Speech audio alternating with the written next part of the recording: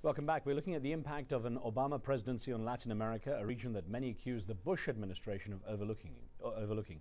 Joining me from Madrid is Jose Maria Figueres, the former president of Costa Rica, who's not only very active in the field of sustainability, but has held several distinguished posts, including the CEO of the World Economic Forum and co-founder of the Digital Nations program at MIT's Media Lab.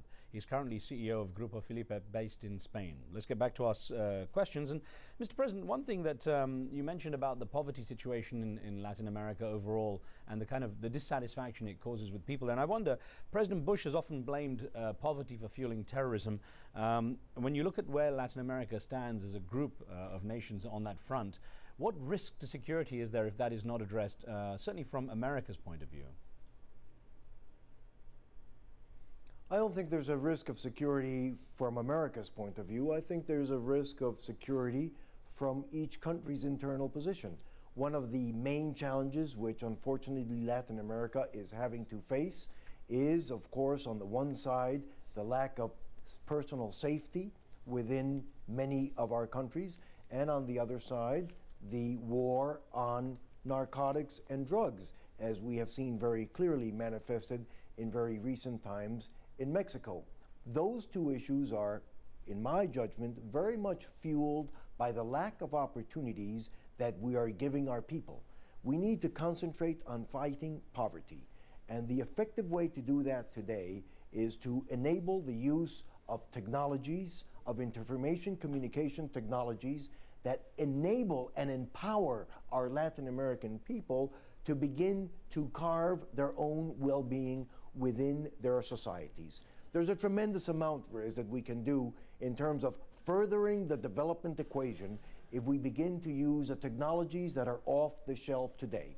I'm talking about computer literacy in our schools and high schools to fight mediocre education, which we have had for so many years. I'm talking about telemedicine programs that can have information on patients' travel instead of having the patients to travel back and forward from clinics and hospitals. Yeah. I'm talking about e-government services to service our citizens and enable them the opportunities, the training programs, the possibilities to have better conditions in their livelihoods. Latin America has a tremendous amount that we need to move forward in terms of deploying communication and technologies in our countries. Mr. President, a chat room question just came in from Live Station here from Shad in France, who says, what do you think Obama will do now that almost all South American countries are against the North American Free Trade Agreement, NAFTA?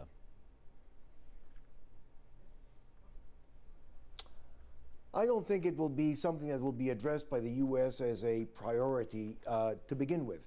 And quite frankly, I don't feel either that Latin America is against a free trade agreement for all of Latin America. It should be a very holistic type of agreement. It has to be what I would consider a new generation of free trade agreement. You know, Riz, when we look at the challenges that humanity is about to face. No, let me take that back. That is already facing in terms of climate change. When we look at the responsibility to mitigate our carbon emissions, when we look at the tremendous opportunity that we need to live up to continue to grow and create opportunities of well-being, but at the same time lower our carbon emissions to mitigate climate change, there's a tremendous amount that has to be done in terms of reinventing our livelihoods, our lifestyles, the way we relate with each other, the way we live in society, the way we work. We need to evolve towards a carbon-free economy. That creates a tremendous opportunity for governments on the one side to be very proactive in establishing clear regulatory frameworks that create good business opportunities out of mitigating climate change, and that allow the private sector to come in with its entrepreneurship, its capital, its leadership, and help us solve the issues of climate change. Those are the types of things that we can also further with what I would call a new generation of free trade agreements. Now, interestingly enough, sir, you mentioned at the beginning the issue of Guantanamo Bay and made the interesting suggestion of giving Guantanamo Bay back to Cuba.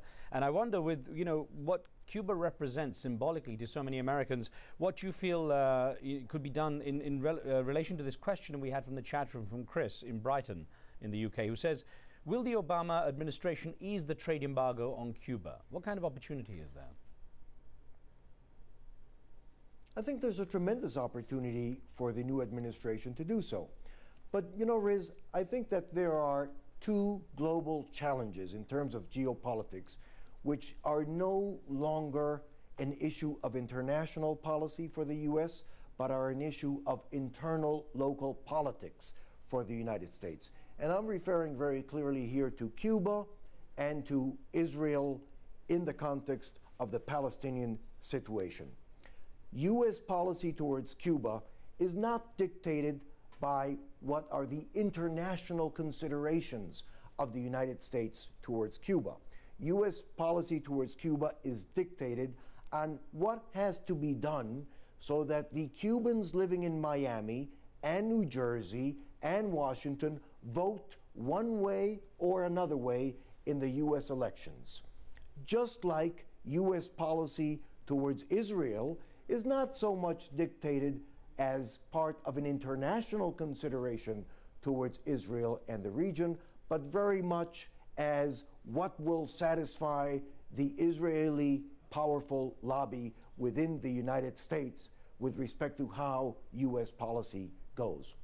Having said that, there's a tremendous opportunity here for leadership on the part of the U.S. administration and President Obama.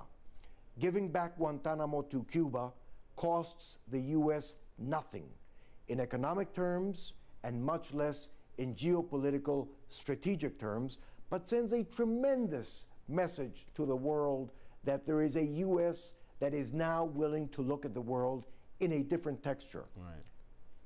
Finalizing the embargo towards Cuba and opening up the relations on an economic front with the U.S. would forever take away the excuse of the government and the regime in Cuba that the poverty in which the island lives is a fault of the U.S. embargo. You take the embargo away, you take the excuse away.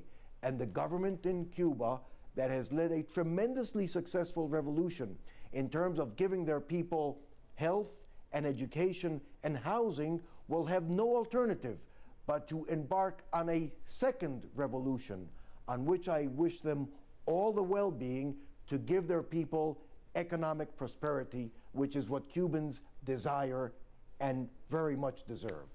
Well, Mr. President, there we've run out of time. I thank you very much for being with us. A pleasure speaking with you, sir. Thank you so much. And thank you for being with us. On the next show, we speak with the renowned and outspoken American writer Gore Vidal. A strong critic of the Bush administration, we discuss his thoughts on how Barack Obama's presidency might change America and possibly the world. From me and the team, we'll see you next time.